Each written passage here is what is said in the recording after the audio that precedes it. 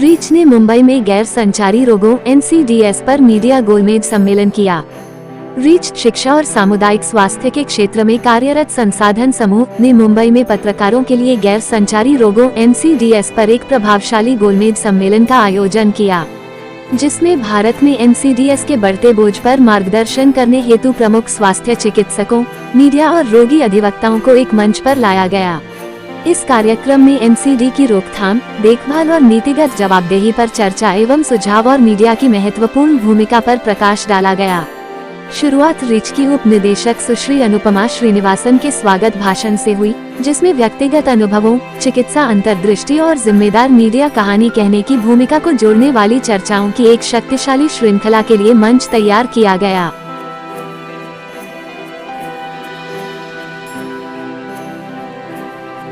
मेरा नाम प्रीति श्रीधर है। मैं मरीवाला हेल्थ इनिशिएटिव इस संस्था की CEO हूँ।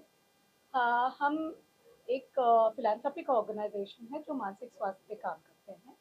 अगर हम NCD की बात करें, जो आज का विषय था जहाँ पे हम पत्रकारों से NCD के बारे में बात कर रहे हैं, तो NCD मतलब वो बीमारियाँ जो छुआछूत से नहीं फैलती हैं। गवर्नमेंट के प्रोग्राम के हिसाब से देखें तो NCD में मानसिक स्वास्थ्य, डायबिटीज़, हाइपरटेंशन और कुछ और बीमारियां हैं, कैंसर जैसी बीमारियां हैं।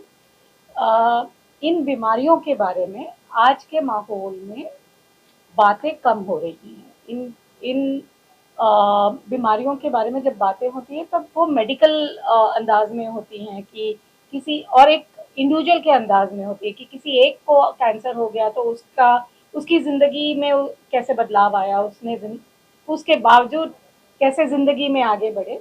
लेकिन हम आज जो बात कर रहे हैं तो ये कहना चाहते हैं पत्रकारों से कि क्या आप अपनी समझ इस विषय पे बढ़ा सकते हैं? क्या आप इस विषय पे और बातें कर सकते हैं ताकि लोगों को इन बीमारियों के बारे में पता चले?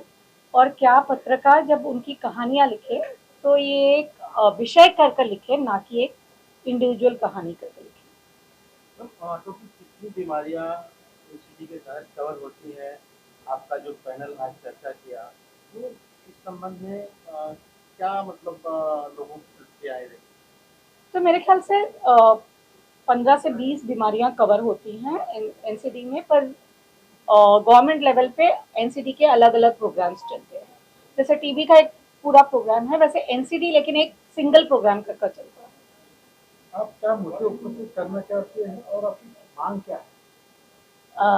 मुद्दा हम ये कहना चाहते हैं कि जब हम NCD के बारे में बात करें या कोई भी NCD जैसे बीमारी के बारे में बात करें, तो हम उनको 3 तरह से देखें। एक जो फिजिकल बीमारी है, यानी अगर मुझे कैंसर हुआ है या हाइपरटेंशन हुआ, तो उस फिजिकली मुझे क्या होता है शारीरिक रूप में। दूसरा, हम उसे सामाजिक रूप में देखें कि किन लोगों पे इसका प्रभाव होता है, लोगों की ज़िंदगियों में क्या बदलाव आते हैं इस बीमारी के कारण, या इस बीमारी को के लिए जब दवाई एक्सेस करें। और तीसरा मुद्दा हम ये कहेंगे कि शारीरिक और सामाजिक के साथ इस बीमारी का मानसिक तनाव या मानसिक स्वास्थ्य पे क्या परिणाम होता है, उसको भी थोड़ा जोड़ सकें। मांग क्या है? मांग आप पत्रकारों से कि संदेश क्या अपने आज के माध्यम से क्या संदेश देना चाहेंगे समाज को कि आने वाले दिनों में और इस पर गंभीरता से लोग विचार करें और अपने सुझाव साझा करें? तो मांग ये होगी कि NCD पे काम करने की ज़रूरत है, इन विषयों पे बात करने की ज़रूरत है, इन विषयों को सामाजिक और मानसिक स्वास्थ्य के नज़रिए से देखने की ज़रूरत है। और गवर्नमेंट से ये कहूँगी इन NCD पे थोड़ा प्रोग्रामेटिक इंटरवेंशन, फंडिंग बढ़ाने की भी ज़रूरत है। नमस्कार, मैं डॉक्टर सुप्रिया अरवारी, मैं गायनेकोलॉजिस्ट हूँ और यहाँ मैं हमारा जो नेशनल लेवल का संगठन है फॉक्सी, उसके एडोलेसेंट हेल्थ कमेटी की मैं नेशनल कोऑर्डिनेटर हूँ और गायनेकोलॉजिस्ट या डॉक्टरों का पर्सपेक्टिव पेश करने इस मुद्दे पे मैं चर्चा करने यहाँ आई हूँ। NCDs के बारे में NCDs के बारे में हम बात किस लिए कर रहे हैं? 215 मिलियन डेथ्स पिछले 5 सालों में NCDs के वजह से हुए। NCD मतलब वो बीमारी जो छुआछूत से नहीं फैलती, अदर देन इन्फेक्टिव डिसऑर्डर्स, और इसमें ट्रीटमेंट के साथ साथ प्रिवेंशन को भी बहुत ज़्यादा महत्व है और हमारा जो इंडियन कल्चर है प्रिवेंशन को इम्पोर्टेंस नहीं देता। तो मेरा ये मुद्दा है कि हमने प्रिवेंशन को भी इक्वली इम्पोर्टेंस देना चाहिए। इसके बारे में मीडिया में इसकी चर्चा होनी चाहिए और इसके बारे में पॉजिटिव इंफॉर्मेशन लोगों तक पहुंचनी चाहिए। अगर मैं एडोलेसेंट एज ग्रुप की बात करूं तो एडोलेसेंट एज ग्रुप में जो आजकल लाइफस्टाइल डिसऑर्डर्स आई हैं, ओबेसिटी है, lack of good diet, lack of exercise, और उसके वजह से जो एनसीडीज आगे जाके होती हैं एडल्ट पॉपुलेशन में, at least 70% of the general deaths caused in adults, young adults, कम उम्र के एडल्ट्स में जो डेथ्स होती है उसमें से 70% एनसीडीज की वजह से हो रही है, और 70% एनसीडीज की जो जड़ें हैं वो बच्चों में या एडोलेसेंट ग्रुप में उनके गलत रहन सहन की वजह से शुरू हो रही है। तो इस मुद्दे पे भी एक टच होना चाहिए सोशल मीडिया के द्वारे।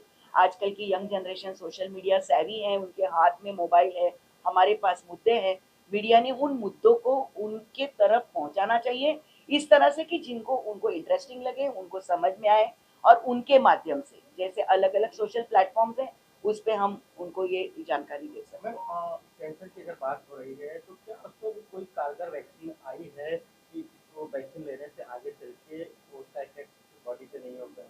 बिल्कुल, सर्वाइकल कैंसर के खिलाफ अभी वैक्सीन पैदा हुई है, और ये एक यूनिक वैक्सीन है जो एक कैंसर से हमको छुटकारा दे सकती है, उससे प्रिवेंट कर सकती है। जिस तरह अमिताभ जी ने 2 बूंद ज़िंदगी के दिए थे, तो आई थिंक इसके आगे हम 2 टीके ज़िंदगी के देना चाहेंगे, जिसके तहत 2 वैक्सीनेशन के डोजेज़ रहते हैं। The best time to give 9 से 15 या 14 साल की बच्चियों को फर्स्ट डोज मिलना चाहिए जब वो स्कूल में हो, और सेकंड डोज उसको मिलना चाहिए 6 महीने के अंतर पे। एक ज़माने में वैक्सीन बहुत महंगी थी, लेकिन अभी इंडियन वैक्सीन आई है जो बहुत ही चीप रेट्स में अवेलेबल हुई है, और बहुत जल्द कोशिश है सरकार की कि इसको नेशनल इम्यूनाइजेशन में लाया जाए, जिसके तहत ये सेंटरों में फ्री में बच्चों को मिलेगी। ये कैंसर जो है caused by HPV, human papilloma virus, कम से कम 8 से 9 अलग अलग कैंसर्स पैदा करता है, ना केवल cervical cancer, anal cancer, oropharyngeal cancer, prostatic cancer, ऐसे अनेक कैंसर्स होते हैं जो ना केवल औरतों को लेकिन जेंट्स में, पुरुषों में भी अपना प्रभाव दिखा सकते हैं। और इसलिए हमारी तरफ से कोशिश ये है कि वैक्सीनेशन ना केवल लड़कियों को दी जाए लेकिन यंग लड़कों को भी दी जाए। Thank you. मेरा नाम डॉक्टर वंदना धामनकर है। मैं इंडियन कैंसर सोसाइटी में medical affairs sorry shall I start? मेरा नाम डॉक्टर वंदना धामनकर है और मैं इंडियन कैंसर सोसाइटी में मेडिकल अफेयर्स की डायरेक्टर हूँ। इंडियन कैंसर सोसाइटी के तहत हमने आज यहाँ पे पार्टिसिपेट किया and the topic was bridging science and media. बहुत ही इंटरेस्टिंग कॉन्वर्सेशन रहा जिसमें हम मीडिया को राइट इन्फॉर्मेशन दे पाए on different types of NCDs. Indian cancer society के तहत हम कैंसर पे बात करना चाहते हैं, और जैसे बाकी के एक्सपर्ट्स ने कहा, अगर हम सर्वाइकल कैंसर पे फोकस करें तो वुमेन की डेथ प्रिवेंट की जा सकती है। ये एक ऐसा कैंसर है जिसमें अगर आप बेटियों को और बेटों को भी 9 to 14 एज ग्रुप में वैक्सीन लगाए और 35 एंड 45 एज ग्रुप पे महिलाओं की स्क्रीनिंग की जाए विथ एचपीवी डीएनए टेस्टिंग, तो बहुत सारे केसेस इनके सर्वाइकल कैंसर के प्रिवेंट हो सकते हैं। और इंडिया एक दिन WHO के गोल के तहत 2030 तक बोला गया है, लेकिन हम शायद आगे जाएंगे, सर्वाइकल कैंसर मुक्त हो सकता है। I think this is a very important role which media can play. ये आज डिस्कशन हुआ यहाँ पे। दूसरी इंपॉर्टेंट बात हुई कि कोलैबोरेशन में कैसे काम किया जाए, कि सब जो इकोसिस्टम है कैंसर के लिए, जो कोई स्टेक होल्डर्स हैं, उन सबको साथ में लाके एक पावरफुल मैसेज थ्रू मीडिया कैसे दिया जाए।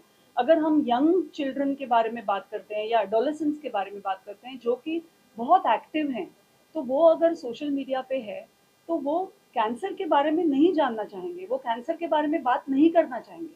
तो एज मीडिया हम कैसे कोलैबोरेट कर सकते हैं कि कुछ इनोवेशन करें, क्या मैसेज दे कि जो देखा जाए, जो पढ़ा जाए और उसके ऊपर एक्शन लिया जाए। ये आजकल कैंसर का प्रभाव जो है ज़्यादातर देखा जा रहा है, बढ़ता जा रहा है डायबिटीज का, तो उसकी रोकथाम के लिए क्या क्या सुझाव उसके बारे में? So this subject is given something for the cancer, not a medical or research. yes sure. So I think government के बहुत सारे इनिशिएटिव्स हैं for prevention as well as treatment and survivorship. ये yes the incidence is rising, लेकिन अगर हमारा पूरा population आप देखें तो बहुत ज़्यादा है. तो ये जो पॉपुलेशन है उसमें सिर्फ 18% पॉपुलेशन कवर होता है थ्रू द रजिस्ट्रीज. सो ये जो हम देख रहे हैं कि 13 लाख केसेस हैं, जो बढ़ेंगे 19 लाख होंगे, 20 लाख होंगे, ये टिप ऑफ द आइसबर्ग है. तो उनसे कहीं ज़्यादा केसेस आ सकते हैं. तो इनको रोकने के लिए जैसे आज के पैनल में डिस्कशन हुआ, prevention is the best method. So कैसे लाइफस्टाइल को मॉडिफाई किया जाए. जो 4 इम्पॉर्टेंट लाइफस्टाइल मॉडिफिकेशन फैक्टर्स हैं जैसे न्यूट्रिशन, टोबैको कंजम्पशन को कैसे चालू ही नहीं किया जाए, ना कि de addiction. Yes, de addiction is also equally important, लेकिन अगर चालू ही नहीं करेंगे तो बहुत सारी बीमारियां नहीं हो सकती है जो एनसीडीज को प्रवृत्त करती हैं. अल्कोहल, एक्सरसाइज, कितनी सिंपल चीज़ें हैं ये, जो आई थिंक पहले ज़माने में अगर इतना नहीं दिखता था कैंसर का प्रमाण, तो मे बी लोग बहुत मेहनत करते थे, बहुत चलते थे, इसीलिए हो सकता है. आज हम यहाँ से यहाँ के लिए गाड़ी यूज़ करते हैं. सो ये जो सिंपल मेजर्स हैं उनसे भी कैंसर प्रिवेंट किया जा सकता है और अर्ली डायग्नोज किया जा सकता है. सो एक मोर इम्पॉर्टेंट जिसको कंट्रोल करने के लिए जो आपने बात की, screening. So I think messages, please go and get yourself screen. कितने सारे कंपनीज हैं जो अपने एम्प्लॉयज़ को बोल सकते हैं, हम शुगर चेक करते हैं, हम ब्लड प्रेशर चेक करते हैं, तो क्या हम कैंसर की जांच नहीं कर सकते? क्यों नहीं कर सकते? अगर कैंसर आएगा तो क्या मौत हो जाएगी? नहीं. अगर कॉमन कैंसर्स की हम बात करते हैं और अगर अर्ली डायग्नोज होता है तो वो ज़रूर क्योरेबल है. Thank you. मेरा नाम प्रीति फर है. मैं इंडियन कैंसर सोसाइटी से हूँ. मैं इंडियन कैंसर सोसाइटी में as a manager of survivorship job करती हूँ. वहाँ पे उगम, जो चाइल्डहुड कैंसर सर्वाइवर्स का ग्रुप है, वो ग्रुप को मैं लीड करती हूँ. और मैं खुद चाइल्डहुड कैंसर सर्वाइवर हूँ. जब मैं 8 साल की थी तब मुझे रेटिनाब्लास्टोमा हुआ था. रेटिनाब्लास्टोमा जो एक आँख का कैंसर है, जिसकी वजह से मेरी एक लेफ्ट आई है जो मैंने खो दी. ये जो कैंसर है वो होने की जो एज है वो 0 से लेकर 3 साल तक है. लेकिन ये बीमारी और इस बीमारी का डिटेक्शन जो मुझे हुआ था जब मैं 8 साल की हो गई थी, और उसकी वजह से वो फैल गया था आँख से लेकर नेक तक.